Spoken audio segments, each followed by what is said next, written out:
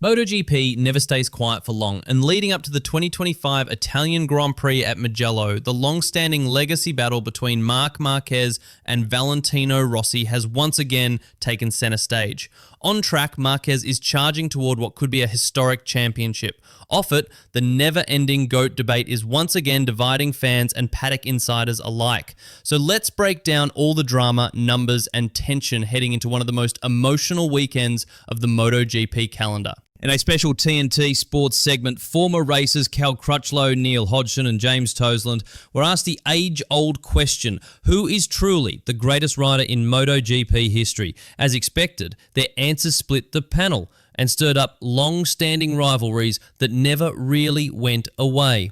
Cal Crutchlow, who spent 5 seasons on a Honda Satellite bike, while Marquez ruled on the factory RC213V, didn't hold back. His control of the front brake always stood out to me, Crutchlow said. Marquez figured out that the more you leaned the bike into a corner, the more you could slow it down. Nobody else could do that. For Crutchlow, it was all about raw skill, Marquez's mechanical understanding and technique that made him a generational talent.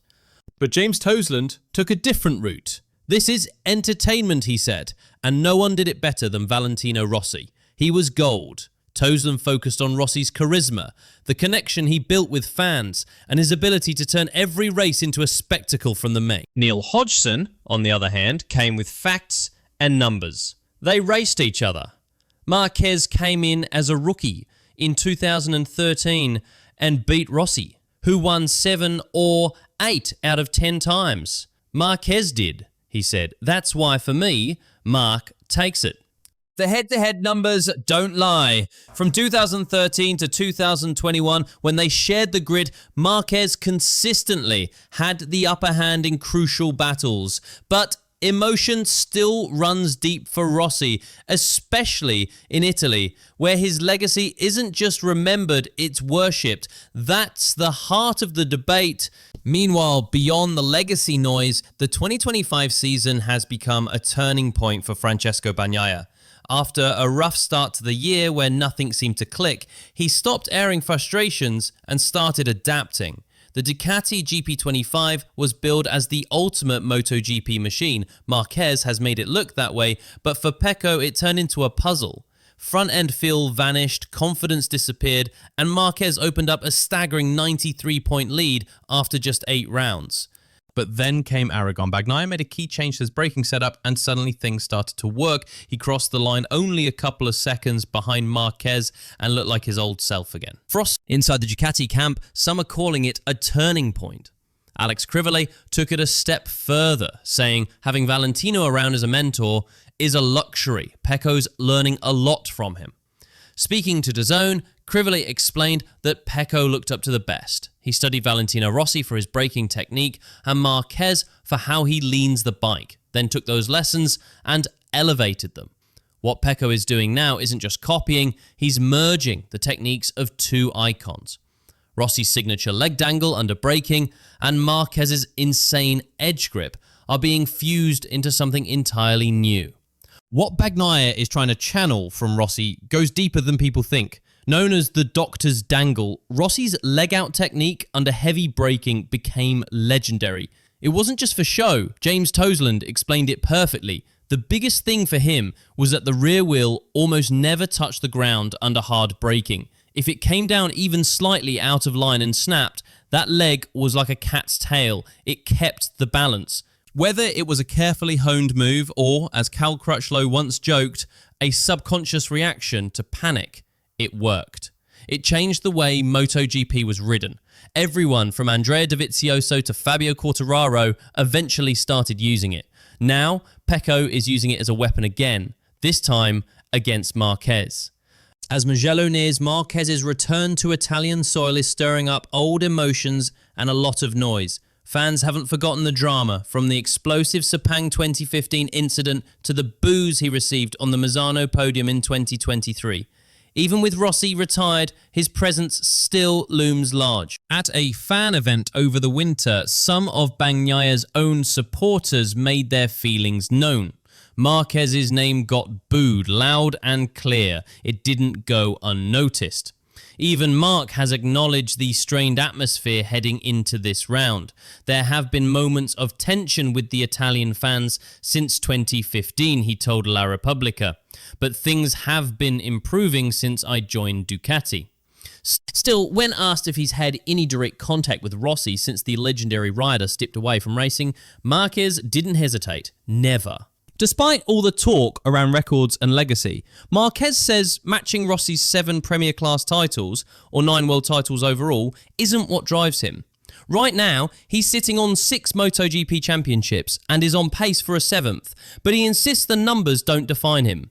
For me, 9 titles isn't the biggest challenge I've faced, he said. The hardest thing I've ever done was come back from a really dark place. He was referring to his emotional press conference at Mugello back in 2022, where he announced he'd be undergoing a 4th arm surgery and heading to the US for treatment. That comeback story, overcoming injury and adversity, is the one Marc Marquez values more than any stat sheet. Still, let's be honest, winning this title would put him level with Valentino Rossi, and he knows it. Marquez hasn't stood on the top step at Mugello since 2014, but this time around he's arguably in his best form since 2019. Meanwhile, Pecco Bagnaia, unbeaten at Mugello since 2022, is feeling the weight of expectation. He needs to deliver, or he could find himself mathematically out of title contention by the halfway mark of the season. Even Marquez acknowledges that Mugello is Pecco's stronghold. I'll try to understand his speed this year, Marquez said, noting he'll study both Pecco's and Alex's data because both are quick here. Marquez knows the layout, but he also knows the fans might not exactly roll out the welcome mat. The tension, still there. And if he does manage to win, it won't just be a victory, it'll be a statement. A statement that puts him one step closer to equaling Rossi's legendary stats, and one that could stir the pot even more. Even though Rossi is now semi-retired and focused on his GT racing ventures, his influence is everywhere this weekend.